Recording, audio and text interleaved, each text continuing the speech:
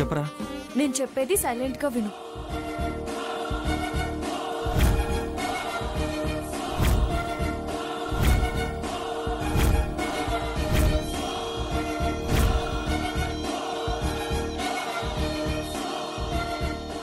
సరే సరే, కలుద్దాం.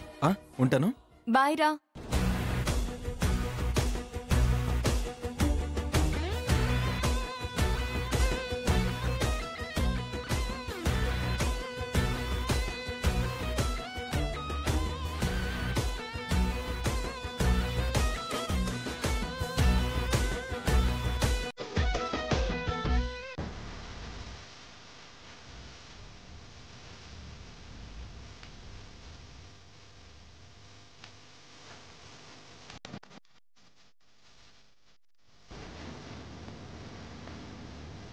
వస్తానత్తయ్య. సరే, నువ్వు వెళ్ళు.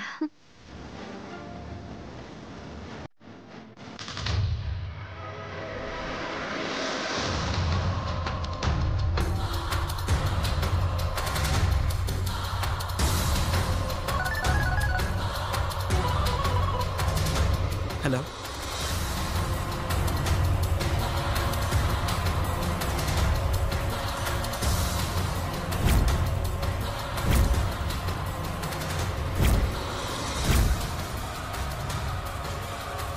ఏంటి వీడికి? తను భోజనం తెస్తానని తులసి చెప్పిందా? వీడు దానికోసమే వెయిట్ చేస్తున్నాడా? ఇప్పుడు ఫోన్ చేసింది అది కాదు కదా. అయ్యుండదు. అదైతే అసే ఉసే అనేవాడుగా. అయినా నేను చూస్తున్న సంగతి వీడికి తెలీదు కదా. అలా ఏంట్రా అని ఎందుకంటాడు? ఎవరో ఫ్రెండ్ అయి ఉంటాడులే. అవును, అది నాతో ఛాలెంజ్ చేసిన విషయం మర్చిపోయి ఉంటుంది. నన్ను ఊరికే ఉడికించడానికి ప్రియాతో అయిందా అని ఆ వంట ఈ వంట అని ఇచ్చేసింది. భోజనం తెచ్చేదే అయితే అది పిల్లలతో క్రికెట్ ఎందుకు ఆడుకుంటుంది? వీడి కథలేంటో అర్థం కావటం లేదేంటి?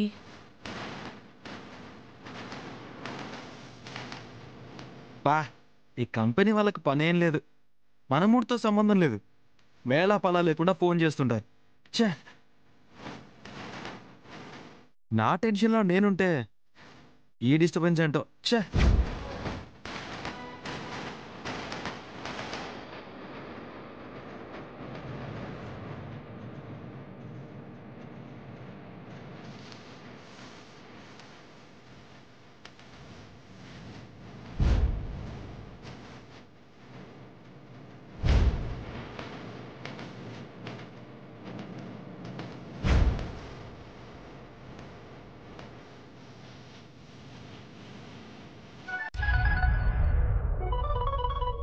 ఇది ఖచ్చితంగా దాని కాలే.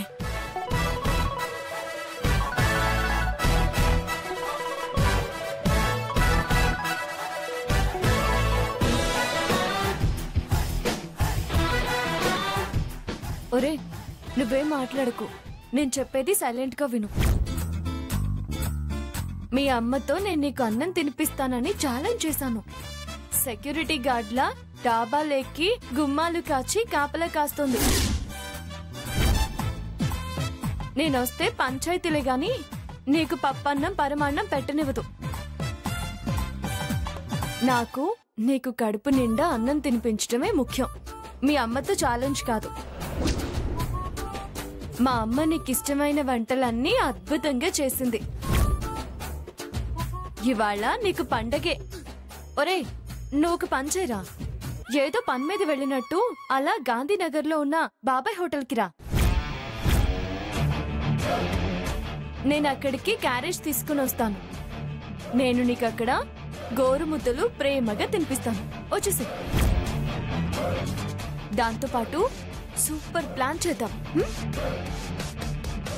ఒరే పప్పు, ఇప్పుడే బయటికి రా. మాకు వెళ్లే ముందు మళ్ళీ నీకు ఫోన్ చేస్తాను. బాయ్ రా.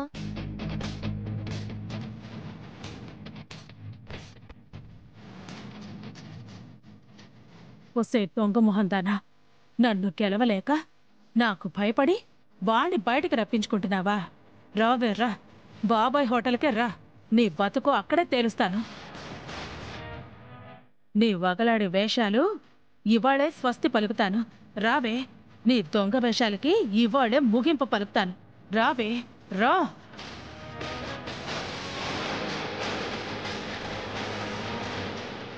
ఏంటమ్మా ఉమ్, ఫోన్ మోయినట్టుంది, ఎవరితో మాట్లాడినట్టున్నావు?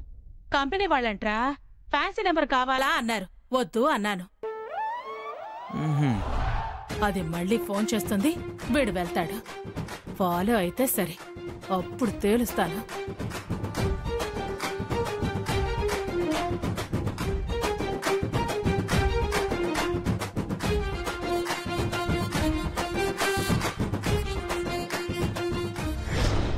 లక్ష్మి, ఏ వెంకటలక్ష్మి, త్వరగా రా. వస్తున్నాం చిన్నత్తయ్య.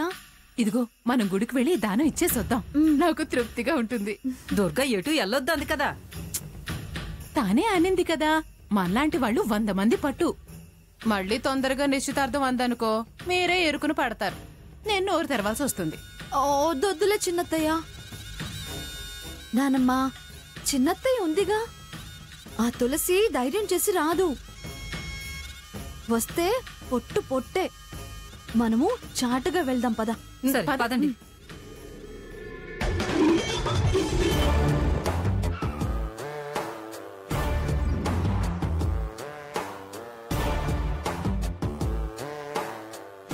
వీడు వెనకాలే వెళ్ళటం కంటే ముందే వెళ్ళటం మంచిది.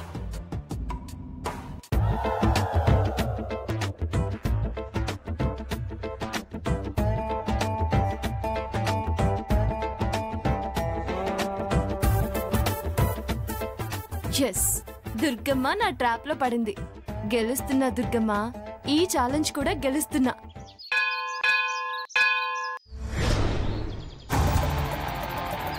నమస్కారం పంతులు గారు. నమస్కారం అమ్మా. మా వెంకటలక్ష్మికి కుజదోషం ఉంది, నివారణకి కందులు దానం ఇవ్వాలని చెప్పారు. అవి ఇప్పిద్దామని వచ్చాం. అవునండి, ఎంత త్వరగా దానం ఇస్తే అంత త్వరగా మా బావతో నా పెళ్లి జరుగుతుంది. నీ దోష నివారణకు నువ్వు తొందరపడచ్చు గాని, శాస్త్రం తెలిసిన నేను తొందరపడితే కుజుడు నా పెళ్లి చేస్తాడమ్మా.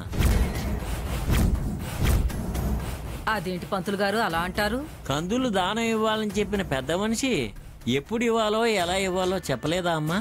వారం నిజమే, వర్జం దుర్ముహూర్తం కాలం గట్రా ఉంటాయి కదమ్మా. దానం ఏదైనా సూర్యోదయ సమయం ముందుండాలి. ఇలా బారెడు పొద్దెక్కాక అపరాహ్న సమయం కాదమ్మా. ఇవాళ కుజదానం స్వీకరించే సమయం దాటిపోయింది. వచ్చే మంగళవారం రండి. వచ్చే మంగళవారమా? ఇప్పుడు ఏమంత పొద్దుపోయిందని పంతులు గారు? చెప్పాను కదమ్మా, తెలిసి తప్పు చేస్తే నా పొద్దు గుంగుతుంది. దానంతో మీరు దోషం వదిలించుకుంటారు, కానీ నేను దానికి బలి అవ్వాల్సి వస్తుంది. మళ్ళీ మంగళవారం సూర్యోదయానికి ముందు రండి, దానం తీసుకుంటాను. అది వర్జం దుర్ముహూర్తం లేకపోతే వెళ్ళిరండి.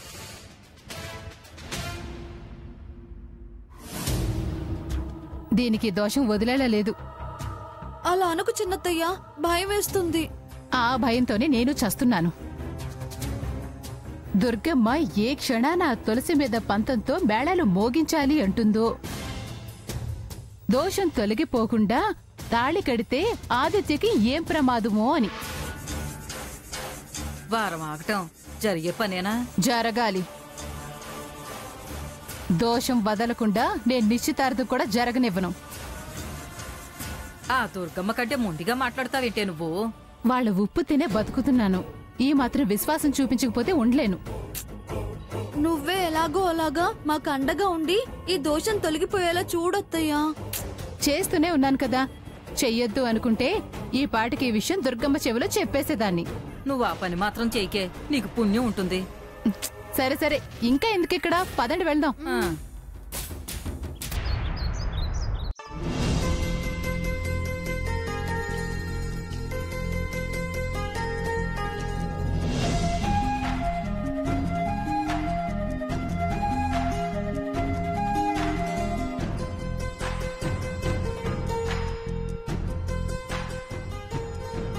వచ్చావా తులసి? రా కూర్చో.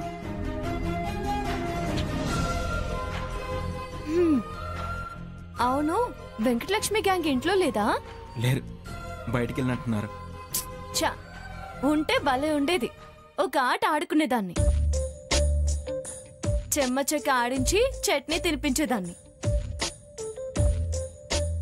హా, సరే, అన్నీ నీకిష్టమైన వంటలే అమ్మ చేత్తో వండించి మరీ పట్టుకొచ్చా. ఎందుకు తులసి, అత్తయ్యనంత కష్టపెట్టి ఇప్పుడు ఇవన్నీ ఎందుకు చేయించుకుని తీసుకొచ్చావు? నాతో ఇప్పుడెందుకులే అనే నువ్వే కాసేపటి తర్వాత ఆకలి ఆకలి అంటూ నాలుగు చప్పరించడం మొదలు పెడతావు. రాత్రి నుంచి నువ్వేం తినకుండా నిరాహార దీక్ష చేస్తున్నావంట కదా, దుర్గమ్మ చెప్పింది. అందుకే ఛాలెంజ్ చేసి మరీ ఆవిడ్ని తప్పించి లోపలికి తీసుకొచ్చా. అసలు నీకింత తెలివిగల ప్లాన్స్ ఎలా తడతాయే? అతిగా కోపం, ద్వేషం అవతల వాళ్ళ మీద పెంచుకోకుండా ఉంటే మైండ్ కూల్ గా ఫ్రెష్ గా ఉంటుంది. ఐడియాలు వస్తాయి. అనవసరంగా అవతల వాళ్ళ గురించి ఆలోచిస్తూ కూర్చుంటే వచ్చే ఆలోచనలు కూడా వెనక్కిపోతాయి. ఇప్పుడు మీ అమ్మకు అలాగే జరుగుతున్నాయి. అందుకే నా ఫోన్ రాగానే వెనక ముందు ఆలోచించకుండా వెళ్ళిపోయింది. పాపం, బాబాయ్ హోటల్ అక్కడ లేకపోతే ఎక్కడుంటుందా అని ఎండలో వెతుకుతూ ఉంటుంది అమ్మ.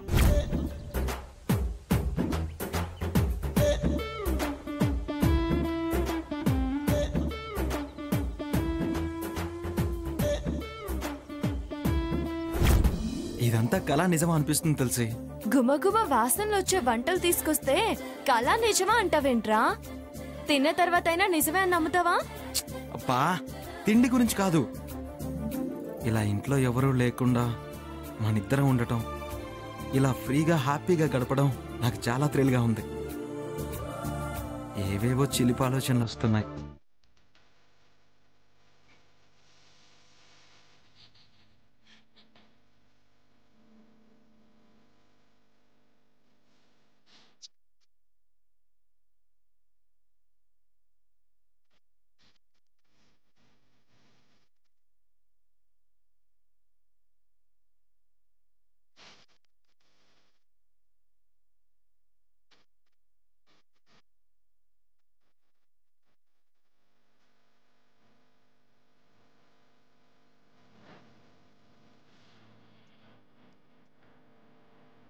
హలో, థ్రిల్గా ఉంది, జిల్గా ఉంది అని తిక్క తిక్క ఆలోచనలు రానివ్వకు. తిన్నగా ఉంటే మంచిది. కోతి వేషాలు ఏమైనా వేయాలని చూస్తే వాతలు పెట్టి వాతం అనచాల్సి వస్తుంది. జాగ్రత్త. వాతలు పెడతానంటావేంటే? మరేంట్రా, థ్రిల్గా ఉందని ఏదిదో అంటున్నావు? అయినా నాకు అర్థం కాక అడుగుతున్నాను. మీ అమ్మ మన పెళ్లికి ఒప్పుకోను అనగానే దేవదాసులా తాగేసి ఏడవడం, అన్నం మానేయడమేంట్రా? ఫోన్లు చేయడం, చేయమనడం తప్ప ఎలా అని ఆలోచించటం రాదా? మగాళ్ళు ఏడవడమేంట్రా? ఏయ్, తట్టుకోలేని బాధ కలిగినప్పుడు ఏడవకుండా ఉంటారా? ఆడేంటి మగేంటి? ఒళ్ళు మండుతుంది. రే, నీలాంటి బాధ కాదా నేను అనుభవిస్తోంది? మరి నేను ఏడుస్తున్నానా? నీ అంత ధైర్యం నాకు లేదే. అమ్మలా అనేసరికి నాకు ఏడుపు వచ్చేసింది. మనం కలవడానికి వీల్లేదంటే తట్టుకోలేకపోయానే.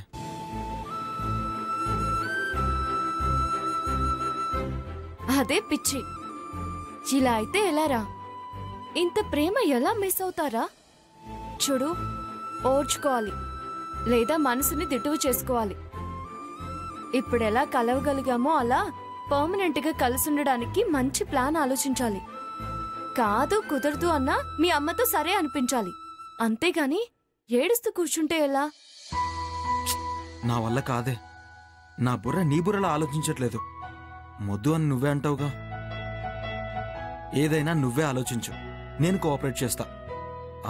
ఇప్పుడు ఇలా కలవడం మాత్రం చాలా ఆనందంగా ఉంది. గొప్ప అనుభూతిగా మిగిలిపోతుంది. ఈ అనుభూతి పర్మనెంట్ చేస్తానురా. నీ కళ, ఈ కళ నిజం చేస్తాను. అబ్బా ఉస్సే, ఏంటి ఇది?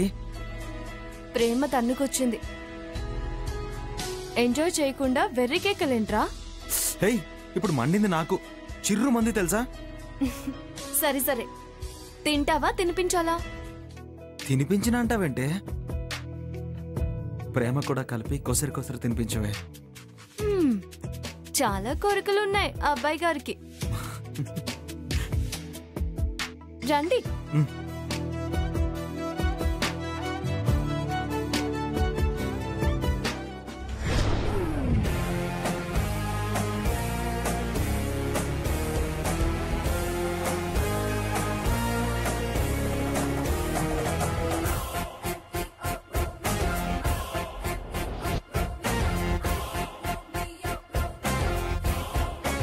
ఇది చెప్పిన అడ్రస్ మార్చి నన్ను మార్చి ఇది ఎక్కడున్నట్టు?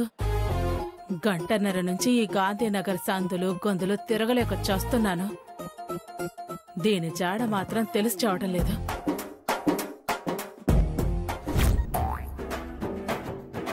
దిగండమ్మా. అబ్బబ్బబ్బా. ఏమయ్యా, కిరాయి తక్కువకు ఒక డొక్కాటో తీసుకొచ్చి వ్యాపారం చేద్దాం అనుకున్నావా? వ్యాపారం ఇలా అయితే నువ్వు బాగానే సంపాదిస్తావు.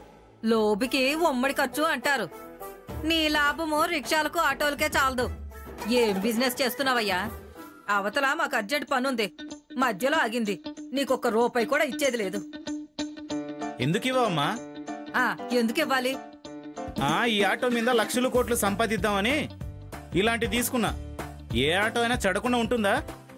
ఇంత దూరం ఎక్కువచ్చి డబ్బులు ఈనంటారేంటి? అబ్బాయి ఇంటి దాకా చేర్చు బాబు, అప్పుడు ఇస్తాం కదా.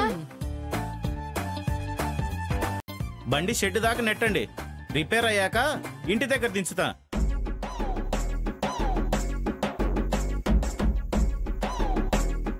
ఏంటి, మేము ఆటో నెట్టాలా? చెడిపోయిన ఆటోలో ఇంటి దగ్గర ఎలా దించుతా? దించకుండా డబ్బులు ఎలా ఇస్తాం? డబ్బులు ఇవ్వకుండా ఇంటికి వెళ్ళనిచ్చేది లేదు. ఏం చేస్తావో చూస్తాం. అయ్యయ్యో, వీళ్ళెక్కడున్నారేంటి? మర్యాదగా డబ్బులిచ్చి కదలండి, లేకపోతే పక్క ఆటో వాళ్ళని పిలవాల్సి వస్తుంది. ఏంటి బెదిరిస్తున్నావా? ఇవ్వకుండా కదలండి, బెదిరింపో అదిరింపో తెలుస్తుంది. నువ్వు మర్యాదగా వెళ్ళిపో. మర్యాదగా డబ్బులు ఇవ్వండి, వెళ్ళిపోతాను. ఏంటి పిన్ని గొడవ రోడ్డు మీద? పిన్ని, ఎందుకు అతనితో గొడవ? డబ్బులు ఇచ్చేసాడు, వెళ్ళిపోతాడు. ఇచ్చే.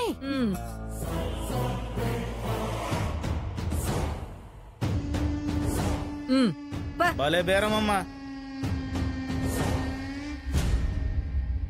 దొంగ సచ్చినోడు. అవును, మిమ్మల్ని ఇంట్లో ఉండమన్నాను కదా, ఇక్కడికెందుకు వచ్చారు? నువ్వు ఉన్నావు గాని మేం గుడికెళ్ళాం. అవును దుర్గమ్మ, నువ్వెందుకు బయటకొచ్చావు?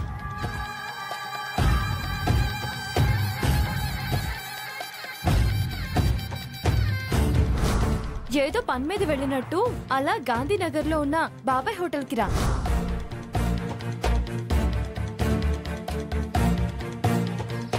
అందుకే ఇక్కడున్నాను. సరిపోయింది. నువ్వున్నావని మేమున్నావని నువ్వు బయటకు వచ్చావన్నమాట.